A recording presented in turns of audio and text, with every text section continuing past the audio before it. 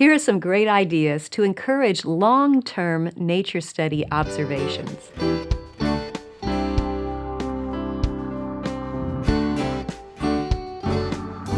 Welcome to the Simply Charlotte Mason podcast. I'm Sonia Schaefer. When we think of nature study, sometimes we think of it as a one and done thing. Yeah, I went there and I noticed that, now I'm done. But there are some long-term nature studies that can be so interesting and beneficial. Here to join me and talk about that today is Karen Smith.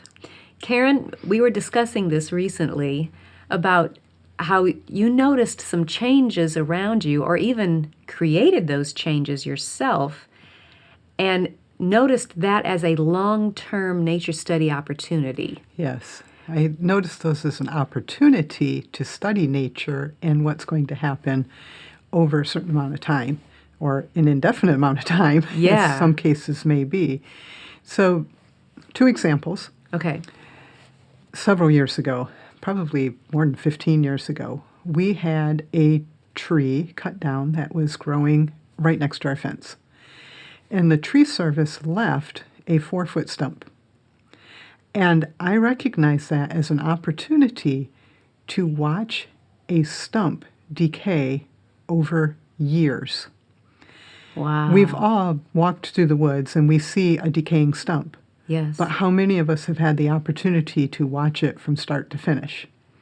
And so I've been observing this stump and what happens to it over all those years. That is so good because in my mind it would be like I was watching the tree, I was learning about the leaves and all the living things, and then once it gets cut down, okay, that opportunity's gone, move on. Yeah, but nature there's continues. more. Yes.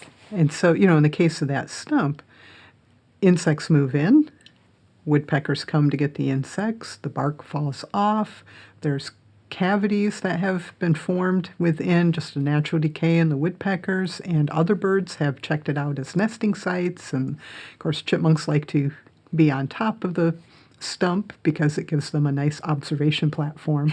And so, it just goes on and on and on, and that stump is still there. It's more decayed, but I'm still enjoying watching what happens to it. So many opportunities for nature study over Long those term, years. yes. And another example is I have, a little man-made pond, Yes. and I have a waterfall on it. And one of the things that we struggle with is my pond is not deep enough not to freeze all the way in the wintertime where I live. And if I want to keep my fish alive, I have to come up with a way that they get oxygen. The freezing is not the problem, it's the oxygen.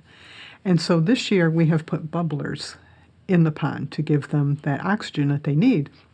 But I am watching through this winter to see how the freezing of the water on the pond is different because of the bubblers than what it has been in years past without them. So that gives me an opportunity for several months of observation. So really in both of those situations, you were the cause of the change. In those cases, yes. Though sometimes nature can be the cause. Maybe a storm goes through your area and you lose a big branch out of a tree. You might look at the branch and go, oh, I have to clean that up now. But watch where that branch fell off the tree over the next several years and see what changes there are. What does the tree do to heal itself? Or do insects move in and you attract woodpeckers and other creatures because of it? What happens? That's your curiosity. What's going to happen? And you can watch to find the answers. Long-term nature study. What are some other things that we can do to encourage those long-term observation opportunities? Anytime you make a change to your environment or notice a change in your environment, maybe it's your yard, maybe it's your neighborhood, maybe it's a park that you like to go and do your nature walks at. There could be something that changes there because of a storm, or maybe they're doing, in my area, we have forest preserves that they're turning back into prairies, which always confuses me. But But those are changes that are happening that you can watch over time. In your own yard, maybe you want to plant a new tree. If you plant a evergreen tree, does that change what birds come to your bird feeder? If you plant a deciduous tree, does that make any changes in your yard besides the fact that now you'll have to rake leaves? But there's still that. You're going to observe this tree. You could plant a patch of wildflowers and not only watch the growth of those plants, but what insects do they attract? Do they attract any birds? So there's all kinds of things that you can do. Milkweed is one of my favorites. Many people know that the monarch butterfly uses the milkweed. That's what the caterpillars eat. But if you plant milkweed, you can watch that plant grow. You can discover how it flowers, how it makes its pods, the scent of those flowers, which can be surprising. I won't give it away. And No spoilers. and the number of insects that use that milkweed as a home. It's its own habitat, one milkweed plant. And you can do that just in your own yard. Yes. And it'll be something that you will watch all summer long. Wow. And it's remarkable how many different insects will use that plant. Now, you mentioned bird feeders. Are there changes we can make with our bird feeders or bird Certainly. services? You can try different types of feeders. So, for instance, I have what would be called a tray feeder or a platform feeder. I also have a feeder that some birds cannot cling to. It's just a mesh ball. I put food in that, and I have one that is just for peanuts.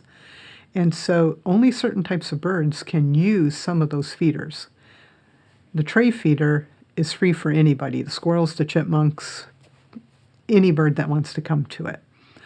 And so if you have just one type of feeder, try adding another type and seeing if that makes a difference to what birds come to your yard. Another thing you can do is add water of some sort. Either buy a bird bath or make your own. I have several. I have, the traditional one you can buy at the store, and the birds like that. But I also have just the trays you put underneath plant pots to catch Yes. the water. Yes. I have one of those. It's shallower than the bird bath. And so even just that difference, what birds use the traditional bird bath and which birds use that shallower dish. I also have a pond with a waterfall. If you can add a bubbler or even some sort of a drip on your bird bath, dripping water into it, does that sound of moving water attract other birds? That's something you can study long term. And they're not going to flock there immediately. You might have to wait years to bring in some of those other birds. So this is an exercise in patience as well as It can be, observation. yes. So those are examples of things that you can do. I love these examples with the birds and the trees and the milkweed and the wildflowers. Any other ideas? You can do just sunflowers if you want to, and that particular flower, you're going to attract different bees, different flies, and when the seeds are ready, birds. Certain birds, some of them get so excited about that type of flower, they know it's going to produce the seeds for them, and they will be there before it's ready, looking for them. Standing in line. So, yes, particularly if you make a habit of planting sunflowers or other flowers that go to seed that birds like coneflowers and that type of thing, and they will be there, waiting, and being attracted to that. So it takes some time, but once they find you, they're there. So it sounds like we can make these changes in our environment and then observe over weeks and months, And sometimes years. sometimes years even. But the idea is to keep your radar up Yes. and not just notice the changes that are happening, but any change you make, think through, what might I be looking for here? Yes. And you might not know, Yeah, that's true. but you can observe it just to find out what happens. You don't have to know, oh, that tree branch fell out. I know this, that, and the other thing is going to happen. You might say, I don't know what's going to happen, but I'm curious to find out, and I'm going to watch. And I think that's the key. And Being curious and willing to watch to find out what happens. I love that. Great ideas. Thanks so much. If you enjoyed this podcast, be sure to subscribe through iTunes, Google Play, YouTube, Facebook, Instagram, or your favorite podcast app so you don't miss an episode. You can also subscribe to the audio version or read the blog post on our website at simplycharlottemason.com. All of those links will be in the show notes. Thanks for joining me. I'll see you next time.